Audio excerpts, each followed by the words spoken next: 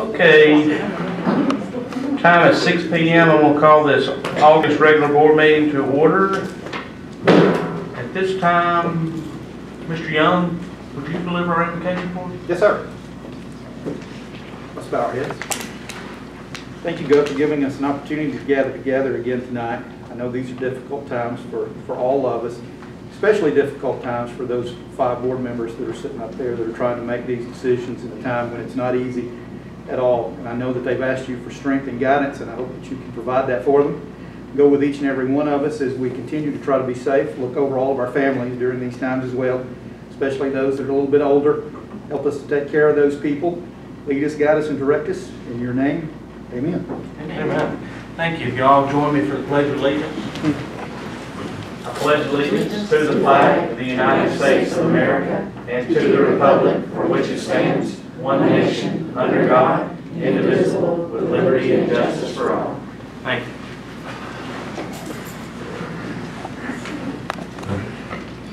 This time brings us down to item 4, approval of the agenda. Dr. Townsend, do you have any amendments to the agenda?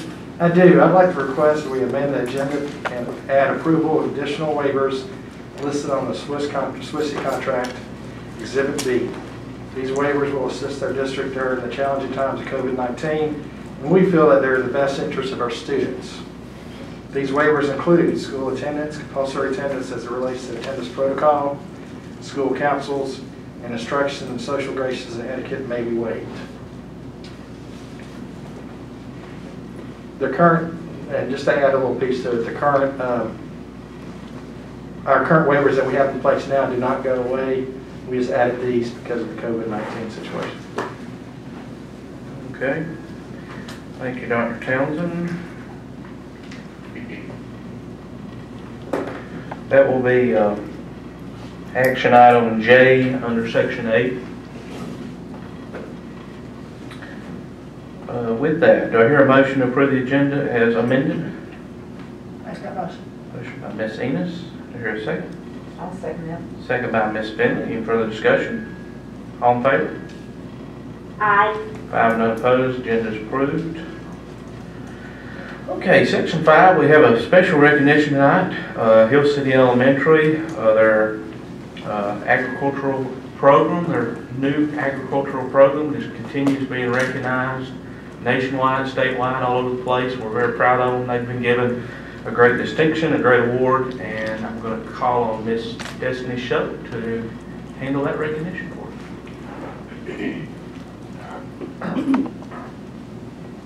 Good evening. It is my privilege to announce Hill City Elementary as a certified schoolyard habitat. The distinguished honor is provided by the National Wildlife Federation, America's largest wildlife conservation and education organization. Hill City Elementary has successfully created a certified schoolyard habitat through its Garden for Wildlife program. Hill City joins over 5,000 schools nationwide who have transformed their schoolyards into thriving wildlife habitats.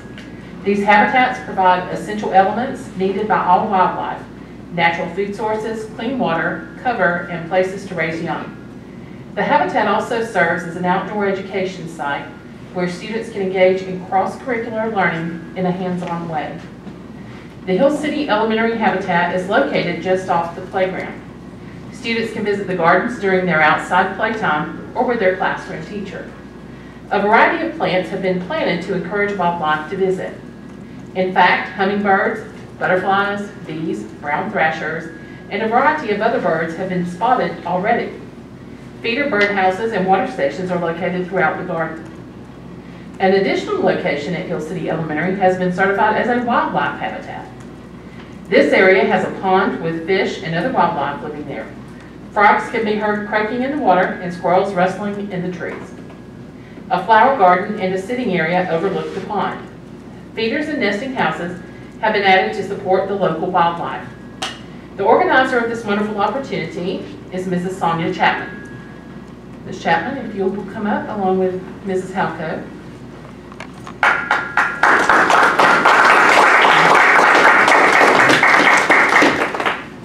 Mrs. Chapman is no stranger to the district as she successfully piloted the elementary agriculture program at Hill City. Congratulations to Mrs. Chapman for her hard work and commitment to our children and to the entire Hill City community for this honor. So you just sit here.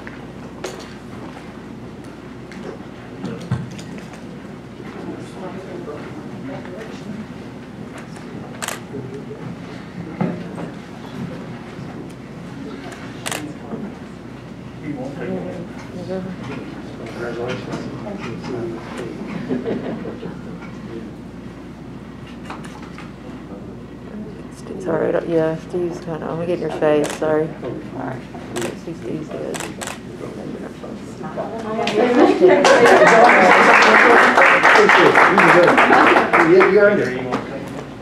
And also their plaques, the plaques are located over on the black leaf display there. Let's chat say something. I would just like to say that I would love to invite everyone out. We will be probably doing a little dedication ceremony at the school. If you want to come out, we'll get with you and maybe set it up for like 6 o'clock one afternoon, or when everybody gets off and can come by and just hang the signs. We'd love to have you. Thank you. Thank you. Thank y'all very much. Congratulations. I have to say, as a wet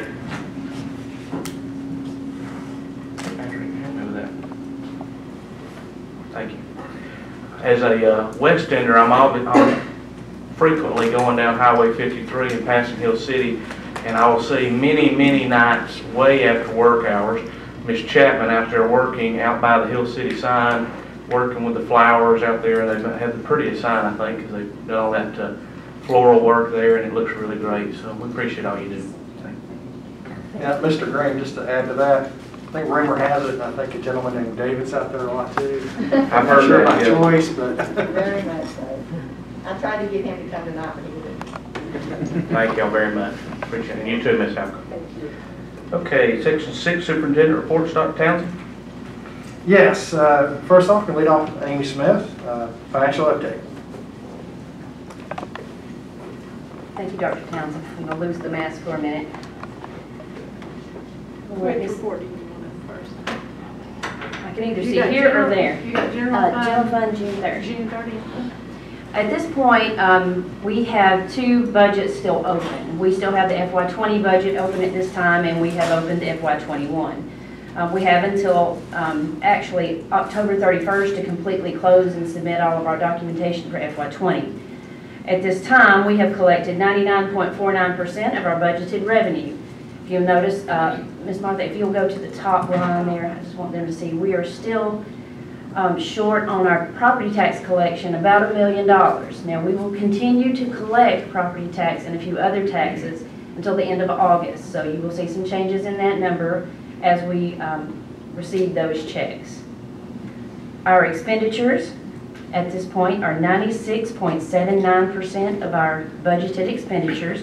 We do still have, at the time I did this report, we have been able to settle quite a few additional purchase orders and clear them out, so we are under $100,000. We still have some items outstanding, but we should have them taken care of in the next 2 weeks.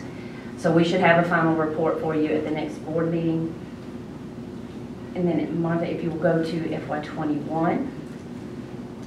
So far, for FY21, we've collected 0.14% of our proposed revenue for the FY21 budget and expended 5.24% of the proposed budget.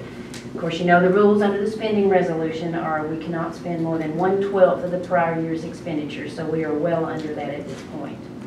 Do you have any questions about either of the general fund reports? I'll also report our SPLOST revenue for July 2020 was $517,642.61. That is, apparently we still have quite a few folks shopping local, so keep it up. We love that.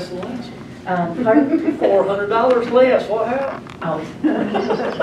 These last 2 months are the 2 highest months consistent collections that we've had ever in the life of the 5 SPLOST. So, COVID has its good and bad points. It is creating a lot of local expenditures, and we appreciate everybody participating in Pickens County, but they can keep that up even after this is hopefully gone. Our interest earned for the month of July is $2,528.47. Expenditures totaled $490,438.19, and that brought our month-end SPOS balance to $6,245,985.25. As always, we currently have no debt. All right. And that is all I have at this time. Thank you, Amy. Any questions? Thank you. Any questions? Okay, next we have Stacy Gilliam, our COO.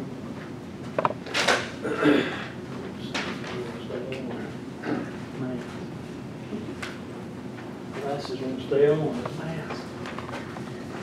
Oh, starting the school year, we're ready, I think. The building's looking really good. I'm proud of all the maintenance, the custodial, all our departments that really have to work all summer long to get a building ready. But, you know, we've done a lot of extra stuff this summer trying to get ready for this unprecedented opening.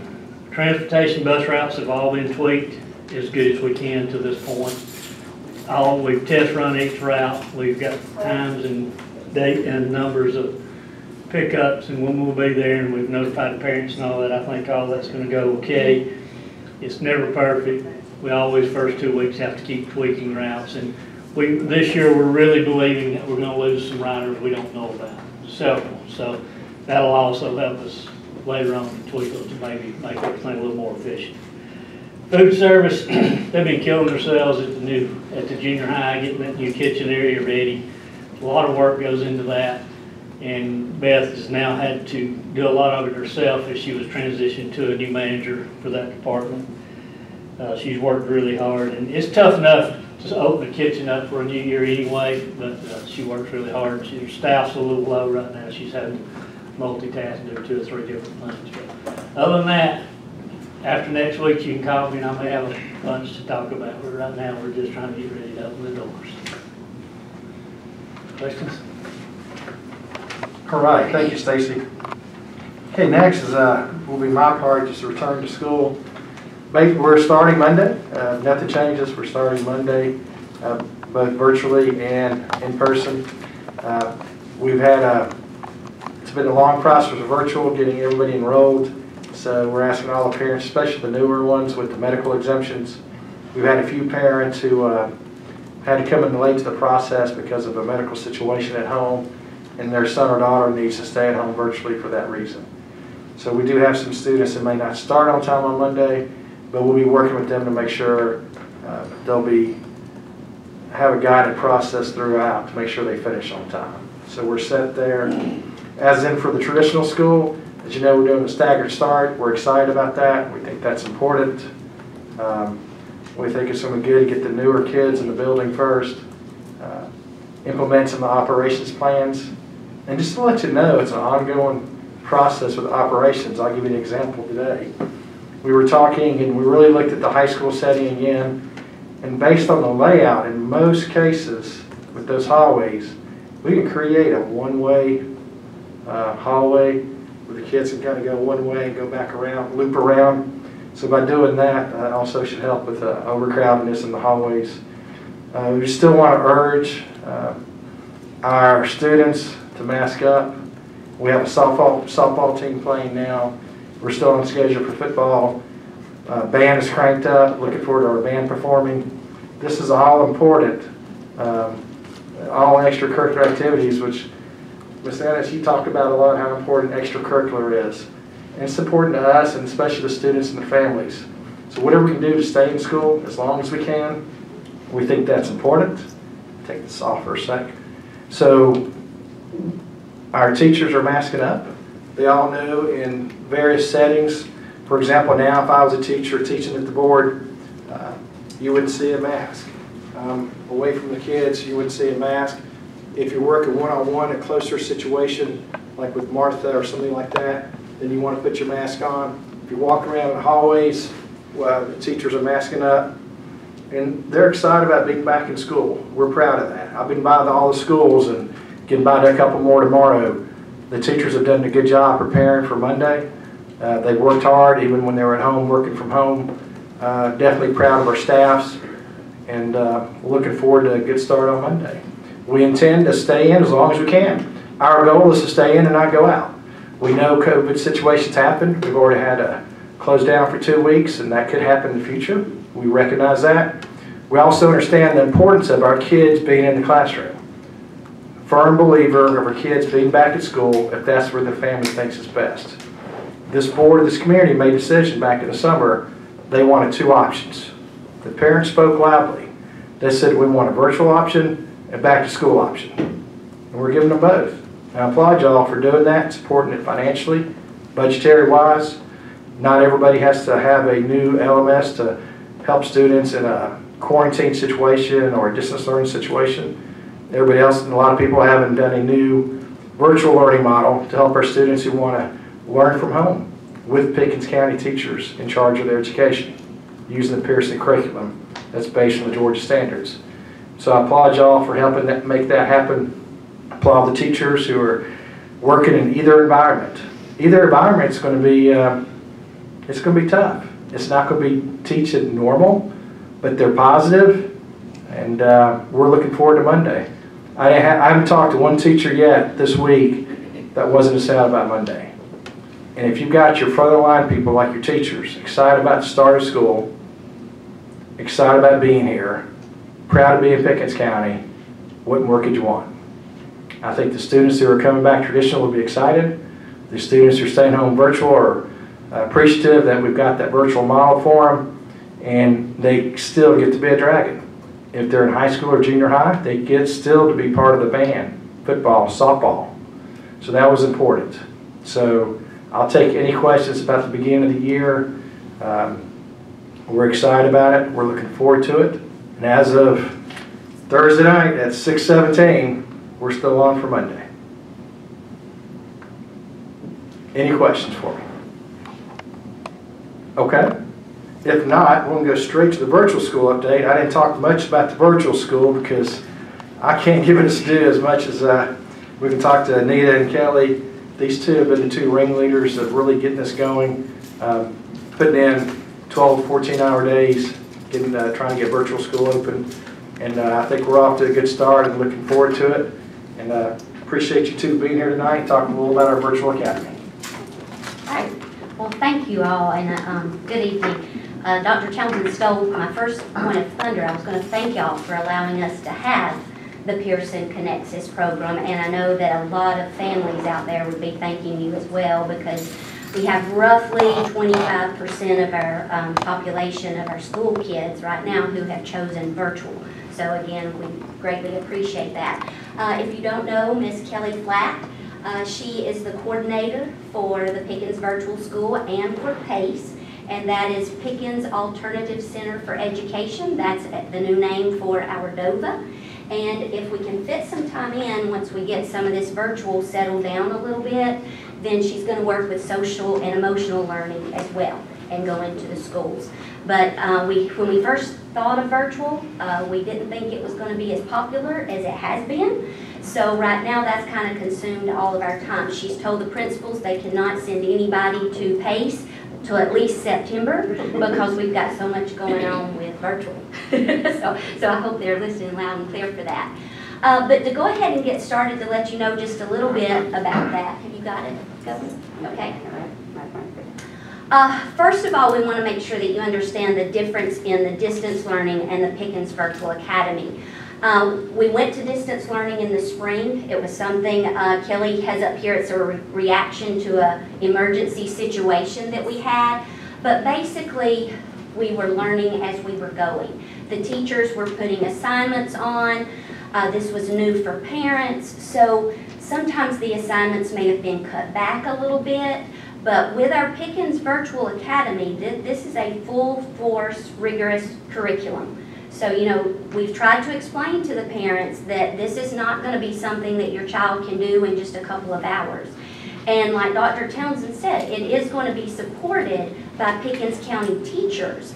but it's not that they're available all day like they were with distance learning to do that live instruction. And, you know, we presented that in our videos, that there's got to be, especially for our younger kids, a caretaker, as Pearson calls it, or a learning coach to help them, because they can ask questions of the teachers, and if they need to schedule some virtual instruction, they can. But Kelly's going to talk to you in a little bit. Some of our teachers are full-time virtual, but some are teaching traditional as well as full virtual. So they have a very heavy load on them right now. Okay, we'll go on to the next one. Yeah. As far as our roles, these are pretty much what we hope that they will be. But for right now, I've told her we're just a team, and whatever it takes to get the job done, that's what we're doing. I've worked primarily with curriculum with the Pearson. We had our first training July the 21st, the last one July the 24th. So that was kind of like an overview, yes. So in the emails that we send out to parents, my last sentence is, please be patient with us. I'm sure there's going to be some hiccups. We're learning just like you are learning, and we'll be patient with you as well. But we've gone through training. There's still some people that are learning just as I'm learning myself with that. Kelly's done a lot of scheduling with the 7-8. And that took a lot of time because, as you know, those students, it's not like everybody gets 7th grade math. Some are in a different math class, especially at the high school. So K6 was pretty easy. Patrick's done a great job. He's getting all those uploaded into the program for us. But we hope that we can kind of stick to these roles once we get going.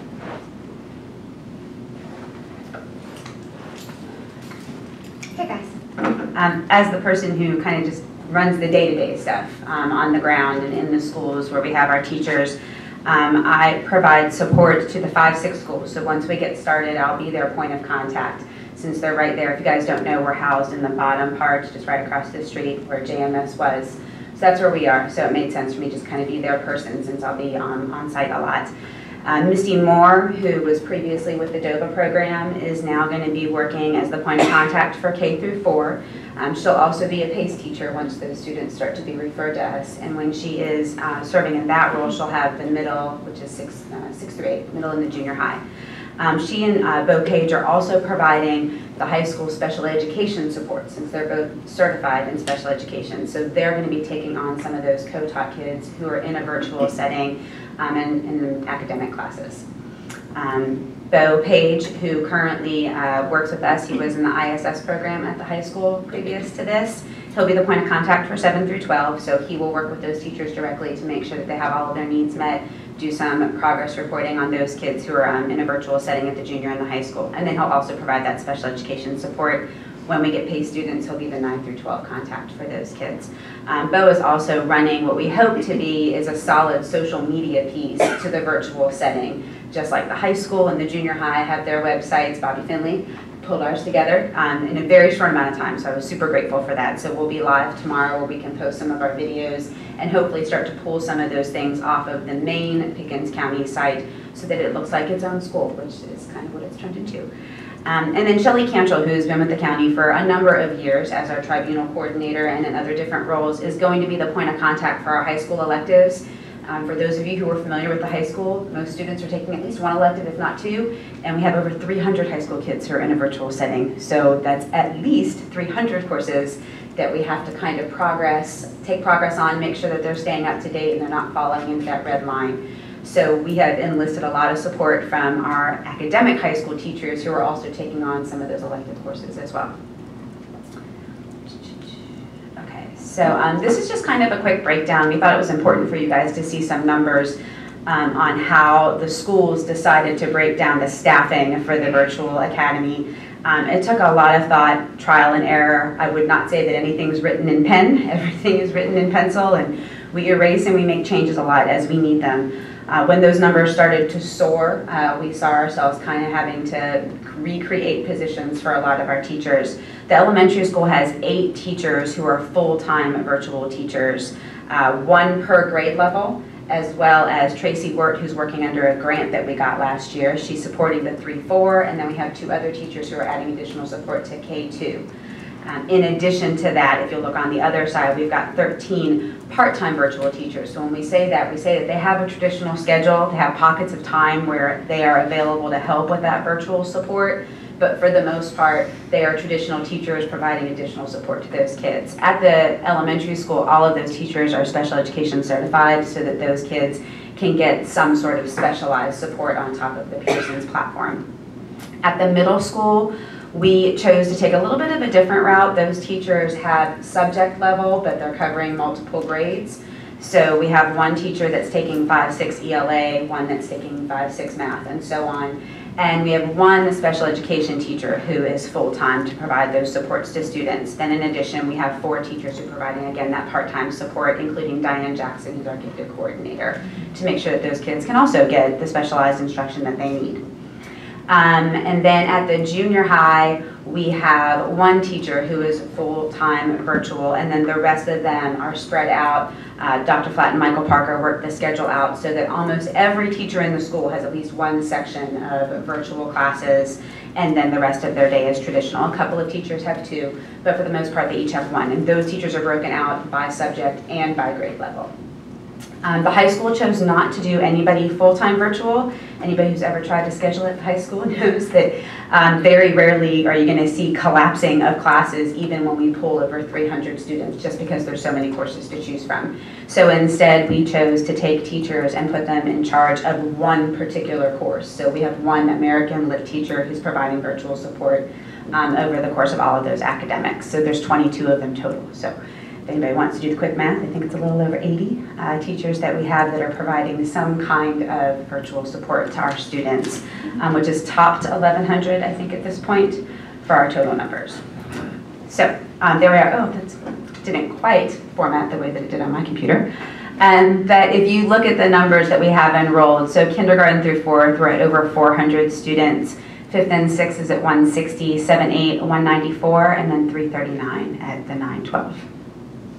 So, and that's, I wouldn't even say the most accurate numbers, because like Anita said, we've got several students who have turned in medical documentation and are awaiting placement into the virtual program.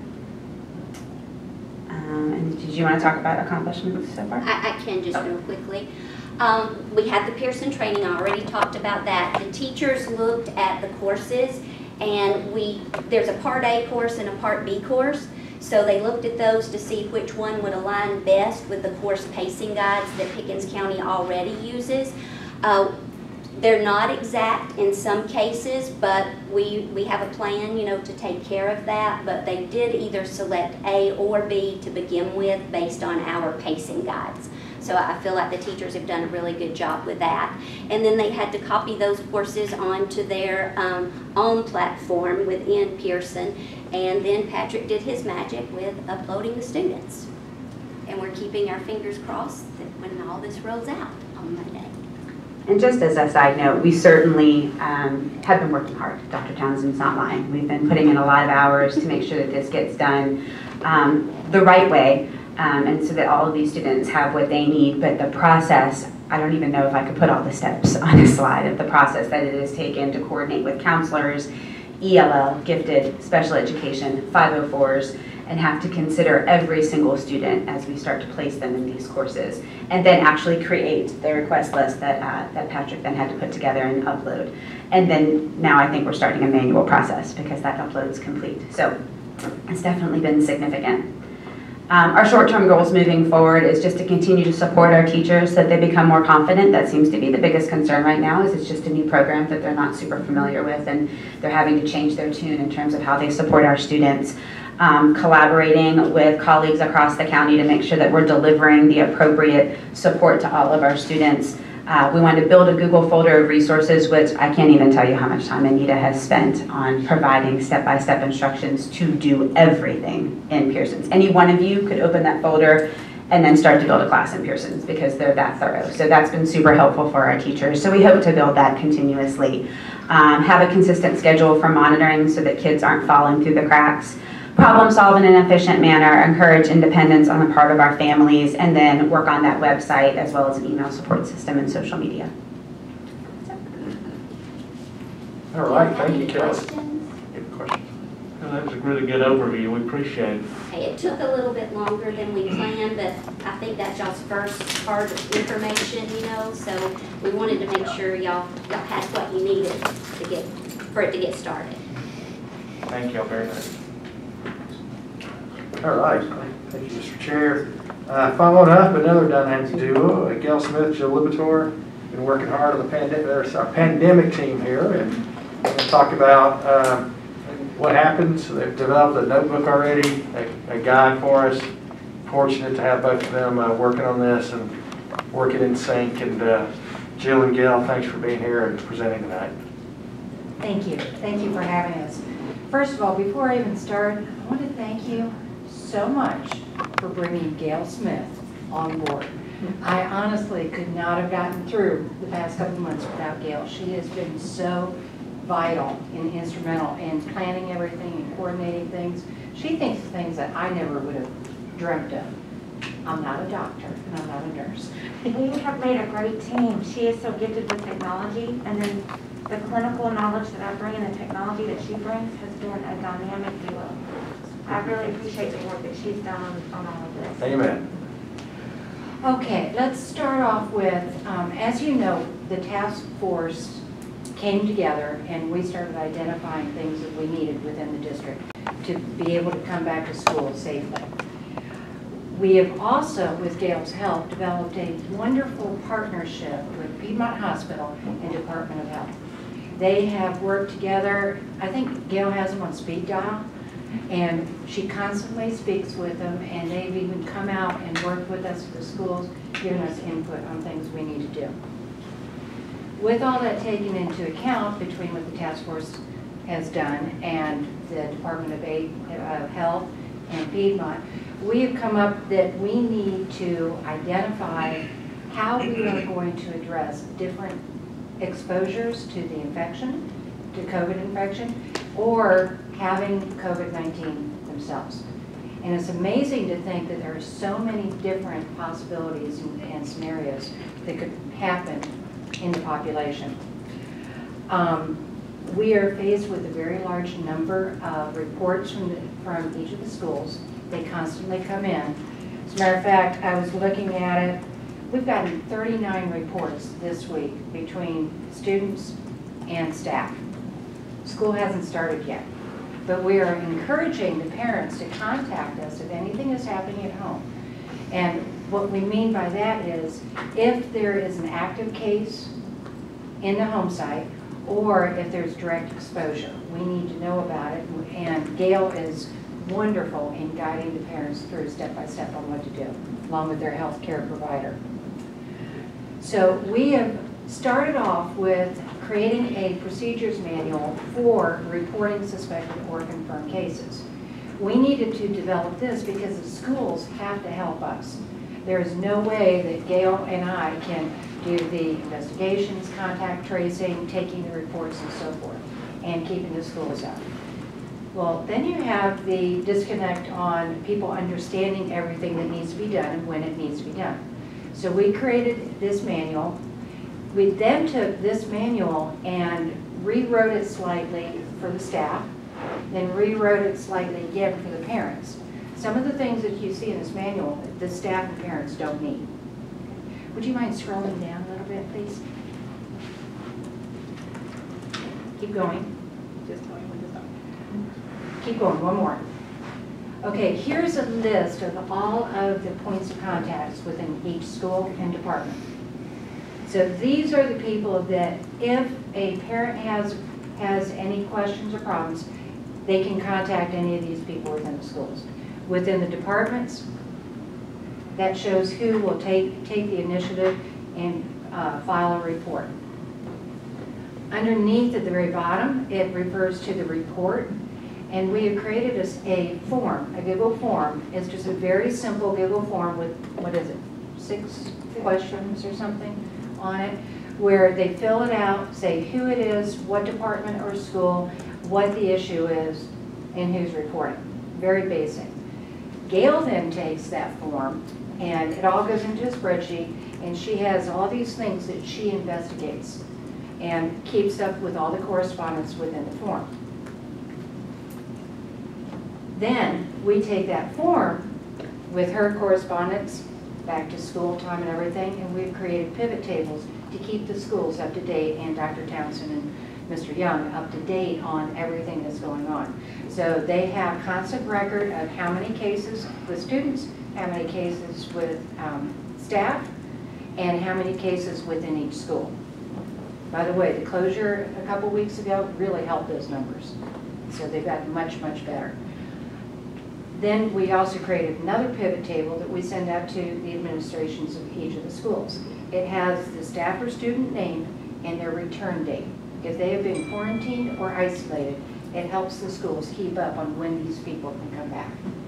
It's kind of like the virtual school. There's a lot of different angles and ways that we have to connect it all together. Okay, if you wouldn't mind scrolling down a little bit more. Okay, keep going. Okay, this is the first section, and you saw something this similar a couple weeks ago. There are 3 sections in this. The first one is the screening outcome. This is what happens when the nurse or Gail or anyone screens a student. If a student or staff member goes to the clinic, this is what happens. The screener then looks down on the left, screening for exposure, and they try to identify where they fall. Wherever they fall, the personal response for the student or staff member is in the middle. The district response is over to the side. Scroll down one more, please. These are the step-by-step directions that the points of contacts need to make. And this outlines exactly what is going to happen every step of the way. Now, I do need to note that this is a living document because CDC and Department of Health like to update things on a regular basis. And the research person here is very good at finding them. So we are constantly updating it. We have recommended schools to keep this on the computer so they always have the most up-to-date version of it. Okay, one more please. Okay, the next table right here, this is for a report of a verified COVID-19 case. They have been tested, they now know what to do. Okay, next one. Now this is the exposure response. And there's 2 different kinds of exposures. Would you like to explain the difference between direct and indirect? So there's a direct exposure, and CDC defines a direct exposure as close contact within 6 feet longer than 15 minutes. This past week, they also added an additional criteria for direct exposure, and it includes sharing utensils, kissing, hugging, and on. So it's not just a matter of within 6 feet, longer than 15 minutes, it's those things as well. And so it used to be that if you were in the same room, if you remember back in the spring, there were people who had concern about sharing the same room with someone who had COVID. So this response now, based on scientific evidence, is that only those who are in close proximity within 6 feet are the ones who are impacted by the virus if there's a positive case. So that comes into another play. One thing that we keep hearing about, and I never knew I would be so in tune to contact of a contact before, but one of the things that we're seeing more and more, say Ms. Ennis was friends with somebody who was in contact with somebody else that had COVID. Ms. Ennis would not have to quarantine. The person who has had direct contact would. And so there's all these little caveats that we have to pay attention to. Okay. Would you mind scrolling down just a little bit more? These are all the different scenarios that we have tried to think about. There's about 2.5 pages of them. Because they're so different. It depends on where it happened, what kind of scenario the kids were in or the teachers were in. Is it classroom? Is it recess? Is it contact sports? There's different criteria for each one. And that is pretty much how we are currently addressing any of the exposures or the COVID cases within the district. And I think it is working so far. We're still in the process of trying to train people at the schools to understand the differences, because I'll tell you, it took me a while to figure out the difference between isolation and quarantine. But with her help, I'm getting pretty good. Yes. Do we have any questions? Thank you. Thank you. All right, great job, guys. Very thorough, and appreciate being here. And Jim, I'll echo your sentiment about Gail, about being here, and just having a professional coming from the healthcare world such as Children's Healthcare of Atlanta to be with part of the Pickens County team now. That's a good thing. So, Mr. Chair, that concludes my report. Thank you, Dr. Townsend. Thank you, staff. We appreciate all the updates. Brings us down to Section 7, FY21 Budget Public Comment. I'm going to first call on Ms. Smith. You got any comments you want to make? Or I know we've already went through this once, but I'll give you an opportunity. I'll just say we put a lot of time and work into this particular budget because of the COVID situation and trying to make sure we are addressing all the issues that are being talked about tonight. I think it's a solid budget. Some of our revenue, we don't have all the confirmed numbers. We know it's coming, but we have good estimates, and I think we're still going to be able to land in a safe place by year end, given no huge surprises come along. And even if they do, I think we can handle it. But no RIFs, no furloughs. It has all the staff that has been requested at school levels. Y'all have seen the documents. We have not butchered any area whatsoever. We've left instructional funds intact, which I think is extremely important this year.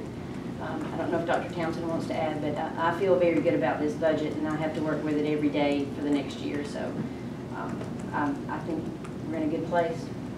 Yeah, Amy, I agree, and a lot of credit goes to Amy, but also a lot of credit to the rest of the staff too. We have been looking at how to save, looking at how to cut through attrition. We've kept the people in place. We didn't believe any layoffs were necessary. We want to give our kids 100% support in the classroom, their teacher support as well. So we're definitely proud of this budget and the direction we're going in. And also just overall financial shape we're in. Things can change, of course, because they can get worse, but as of now, we're looking good for this year and next year. As long as we keep our conservative approach to the budget, I think we'll be fine. Thank y'all both very much. Any public comment on the budget? None being, we will move on to Section 8, action items. Action item A, approval of personnel. Everybody's had a chance to review the personnel action report. Do I hear a motion to approve that as recommended? Motion by Mr. Smith. Do I hear a second? Second by Ms. Enos. Any further discussion? All in favor? Aye. 5, none opposed. PAR is approved. Action item B, this brings down to approval of the FY21 tentative budget. Ms. Smith, you'll make any comments, or are you good? This budget, scroll down for me, Ms. Martha, please. Just over roughly 48 million in expenditures budgeted, revenues at estimated just over 46 million. This is a decrease from the prior year, so we did tighten our belt some and make some cuts and some changes. Had a decrease of about 1.2 million in expenditures, which is about 2.4%. But as you know, our QBE was cut, our revenue was cut 10%. Right. So we were able to offset some costs, and we are going to potentially dig into our fund balance up to around $2 million, right, depending on our revenue. Any questions, comments? None being, do I hear a motion to approve the FY21 tentative budget? I'll make that motion. Motion by Ms. Finley, do I hear a second? Second by Ms. Enos. Any further discussion? All in favor? Aye. 5, none opposed. The tentative budget is approved for FY21.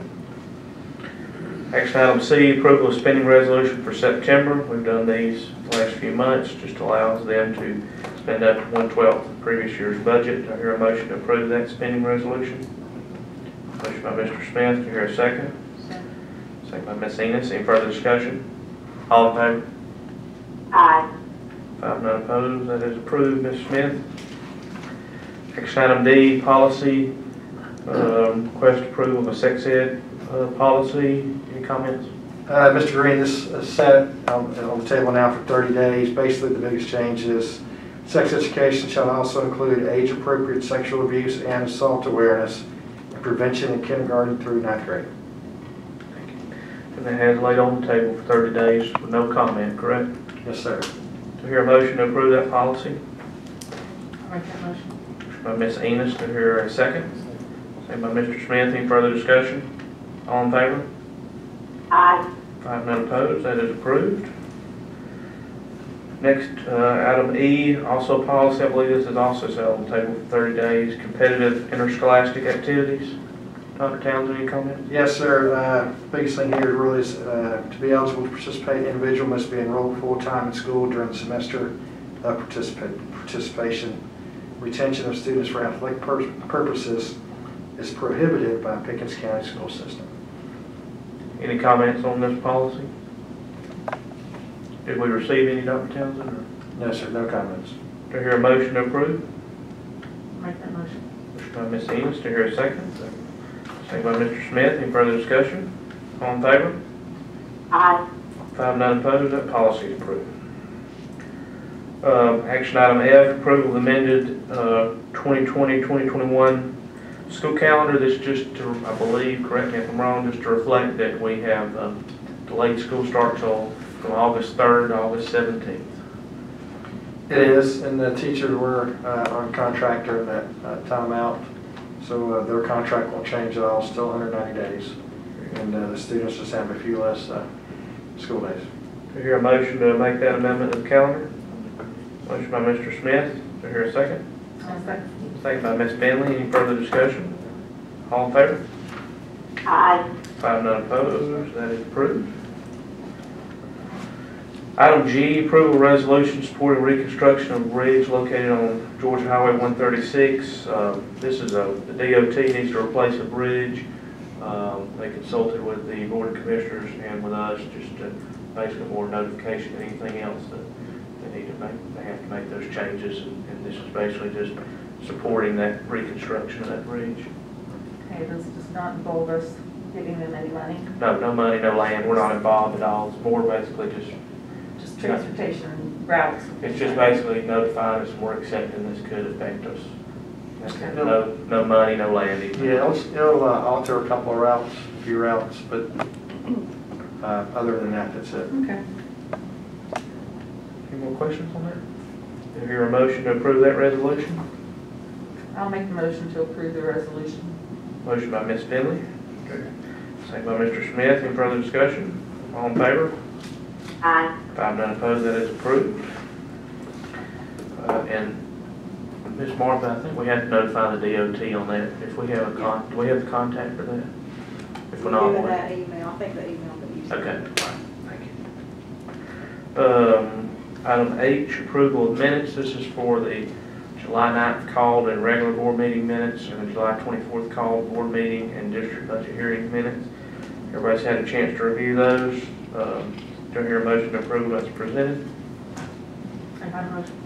Motion by Ms. Enos. Do I hear a second? I'll second. Second by Ms. Finley. Any further discussion?